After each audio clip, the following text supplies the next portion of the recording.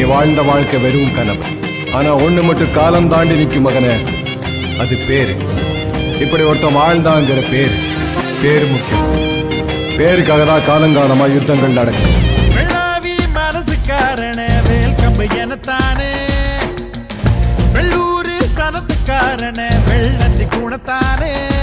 நீ வேட்டி சொட்ட போட்டு வரும் பொட்டு வச்ச ஆகாயம், நீ தொட்டு தந்த வாழமரம் எங்களுக்கு தாயாகும்.